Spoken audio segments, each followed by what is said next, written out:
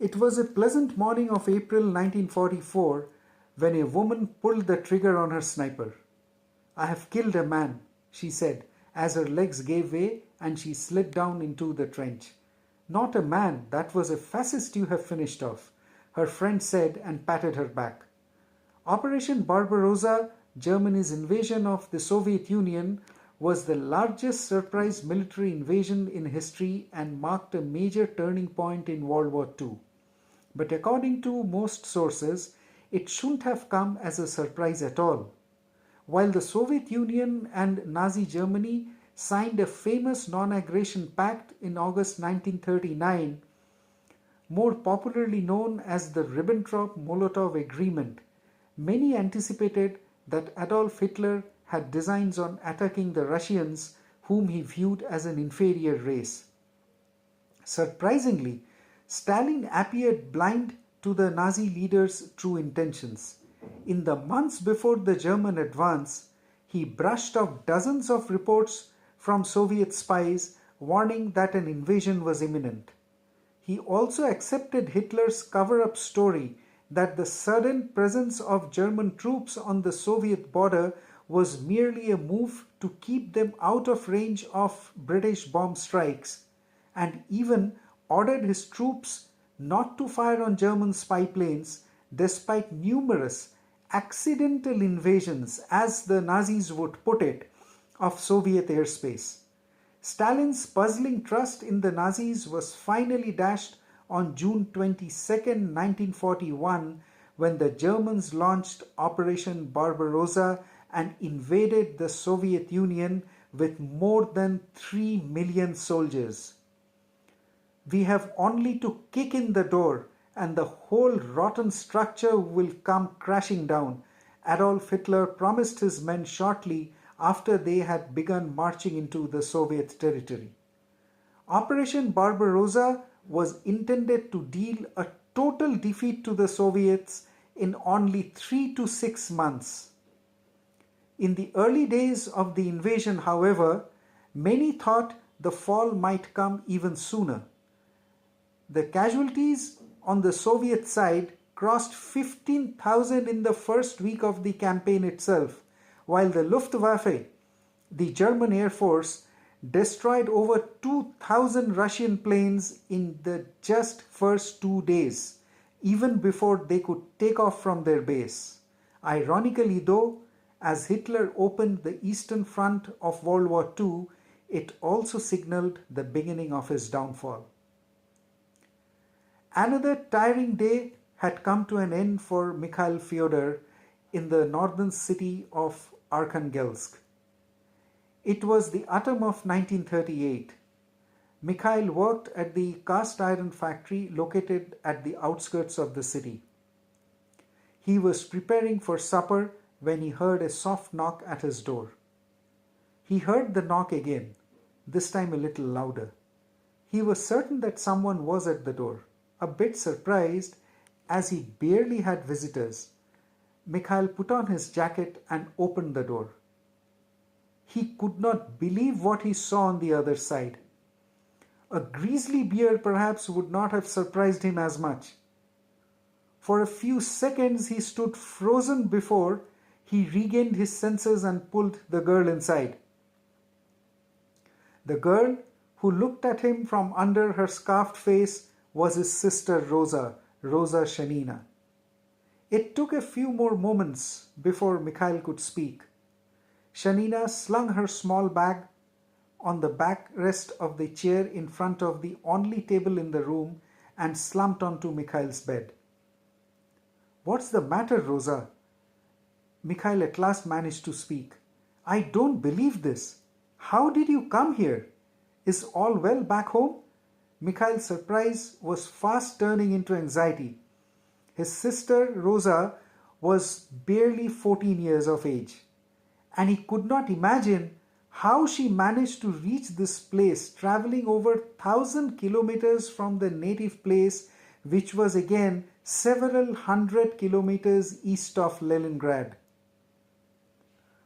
"All's well back home, Mikhail. Can I have some water, please?" Rosa was exhausted.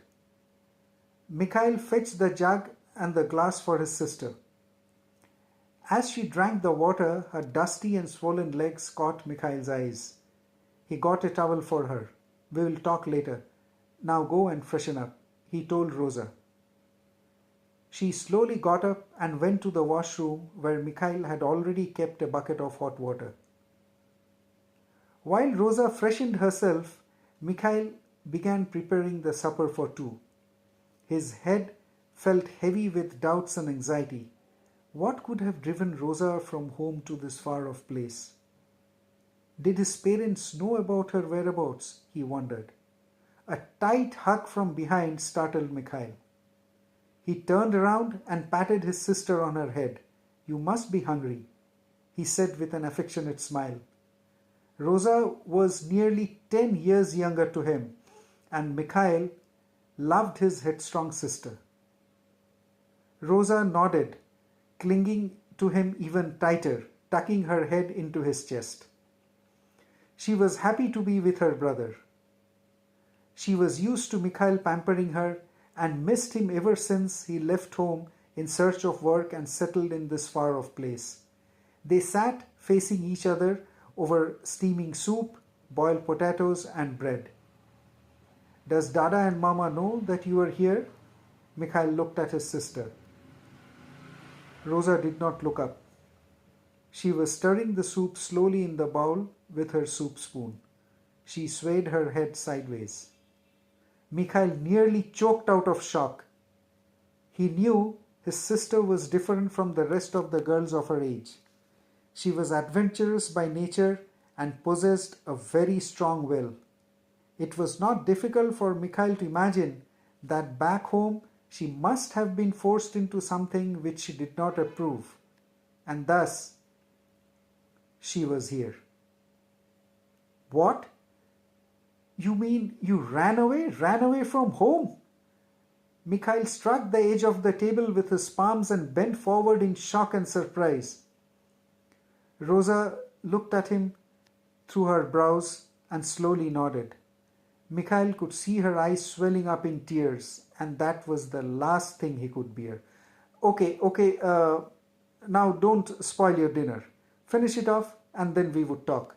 He tried to ease the air between them and concentrated on his soup. He observed Rosa sniff and wipe off the tear from her cheeks. She sipped at the soup. Mikhail felt relieved. Rosa Shanina was born on April 3rd, 1924 to Anna and Yegor, who was a World War I veteran.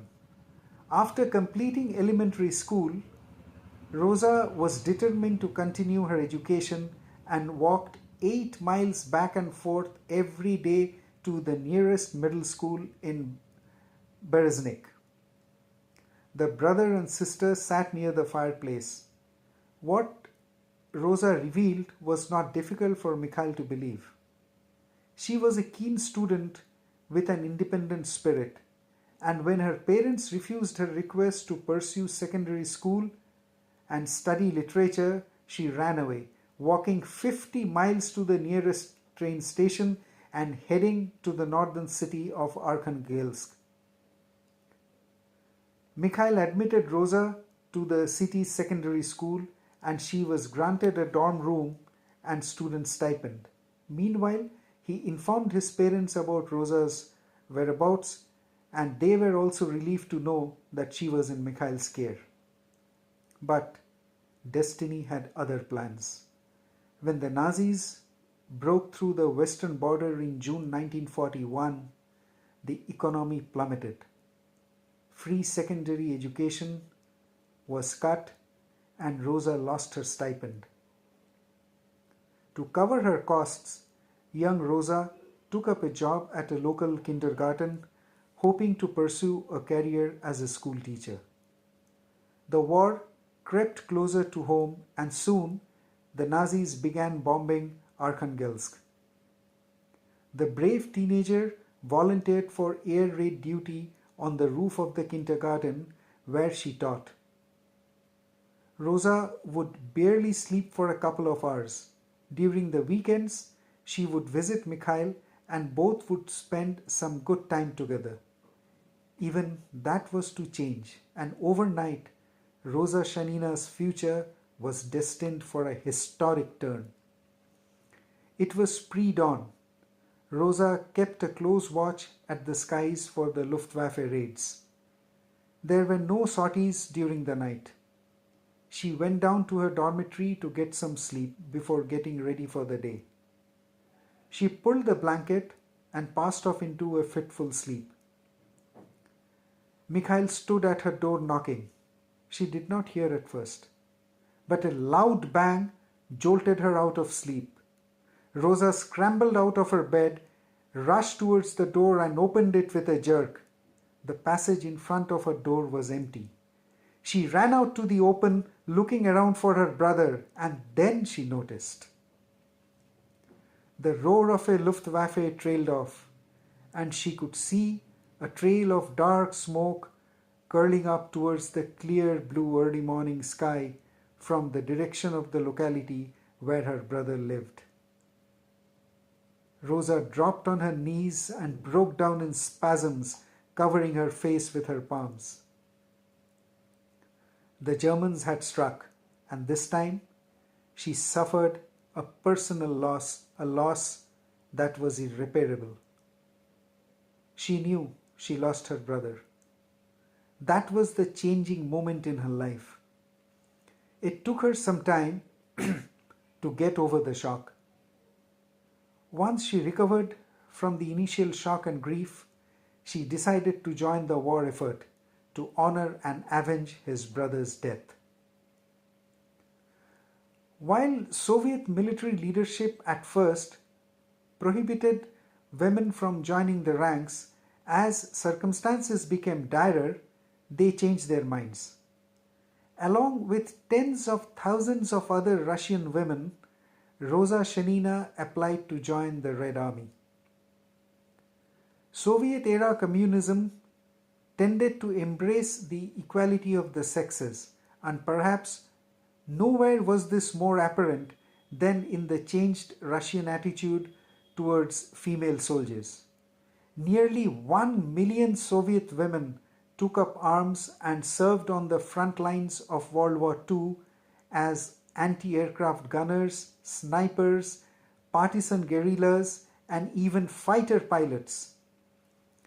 More than simply providing the Red Army with an unanticipated boost in numbers, female troops eventually earned a reputation as some of the fiercest fighters on the Eastern Front. Rosa enrolled in the Female Sniper Academy and graduated with honors in April 1944, right around her 20th birthday. She was instantly recognized for her remarkably precise shooting, and the academy insisted her to stay on as a teacher rather than go to the front where she risked death. But she had to avenge her brother's death, and the only way she could think of doing that was to kill as many Germans as possible. The authorities accepted her request, and she was finally given the rank of a sergeant in the 184th Rifle Division's female sniper platoon right after graduation. Things did not start all too well for her. When Rosa arrived on the front, she was frustrated. Due to a Soviet policy to keep women away from the front lines, she kept finding herself assigned to positions in the rear. On July 29, 1944, she wrote to her friend and war correspondent Pyotr Molchanov, begging him to intervene on her behalf and talk to someone in charge whom he knew. It finally worked for her, and she was granted permission to be posted at the Western Front. 3 days after her arrival at the Western Front, Rosa made her first kill. She documented. Finally, in the evening, a German showed in the trench.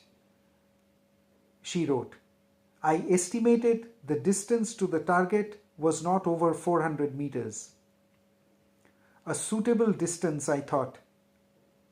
When the Fritz, keeping his head down, went towards the woods, I fired. But from the way he fell, I knew I had not killed him. For about an hour, the fascist lay in the mud, not daring to move. Then he started crawling. I fired again, and this time did not miss. Rosa documented.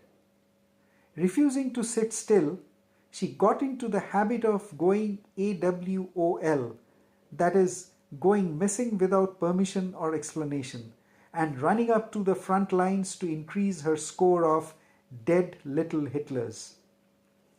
On September 24, 1944, Rosa killed 5 Germans in a single day as she crouched in a sniper's hideout. Soon enough, as Rosa Shanina's death toll steadily escalated, the press began to notice her. Reporting from Moscow, the Ottawa Citizen named her as the Red Army Girl. Her duty began at each misty dawn when she crawled through a muddy communications trench to a specially camouflaged pit from which she could overlook the German territory. She considered killing a German at dawn as a special tribute to his slain brother Mikhail. One morning, Rosa waited silently, motionless, as a German machine gunner appeared at the exit of a pillbox made of sandbags and logs. He crawled sleepily towards an unprotected camp, and Rosa fired confidently, instantly toppling him with one shot. 2 soldiers rushed out to help the man, and Rosa shot them both. 2 more Germans followed and were instantly cut down. At this point, the young sergeant's kill number was 46. That May, Rosa Shanina was awarded the Order of Glory, the first female sniper to receive this honor in the Red Army, and became known for her ability to score double hits, taking out 2 targets in quick succession. She would ultimately rack up 59 kills. As Shanina's days on the front lines lengthened and incoming gunfire became seemingly endless, her diary entries became increasingly sorrowful. While the stress of the war took a toll on her personal life, she was also often subjected to gender discrimination and ill treatment by her male comrades.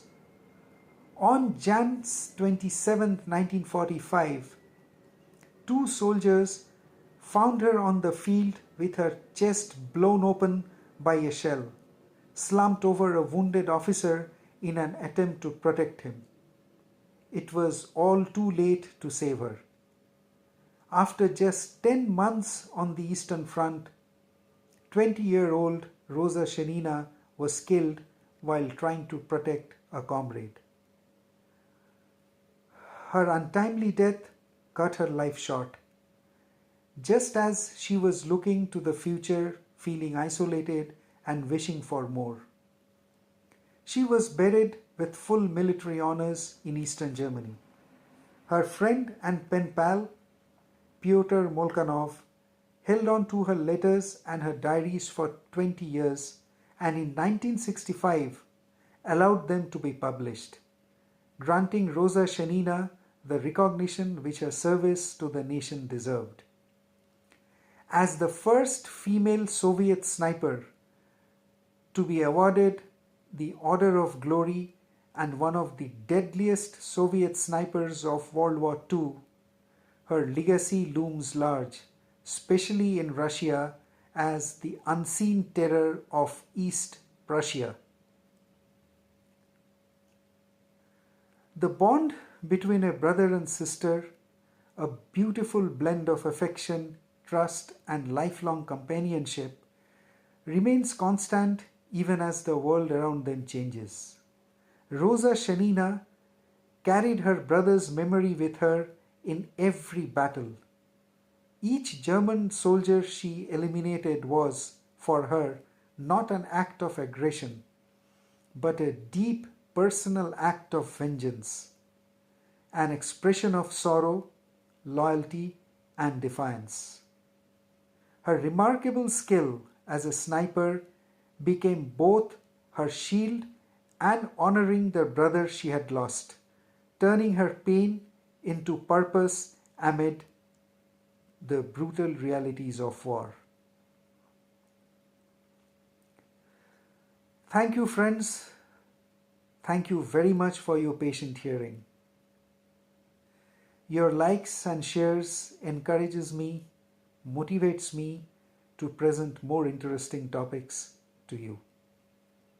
As a token of your encouragement, please do subscribe to my channel and press the bell icon for getting regular updates. Thank you once again. God bless you.